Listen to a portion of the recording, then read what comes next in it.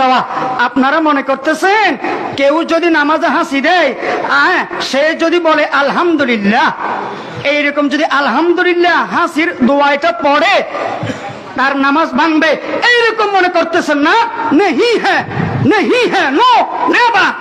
কেউ যদি নামাজে অনিচ্ছায় হাসি দেয়, সে যদি আলহামদুলিল্লাহ বলে তার নামাজ ভাঙবে না।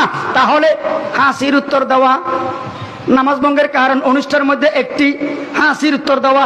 এটা কোন হাসির উত্তর? আপনি তো আলহামদুলিল্লাহ বললে হাসির পরে নামাজ ভাঙবে না, তাহলে কোন হাসির উত্তর দিলে নামাজ ভাঙবে?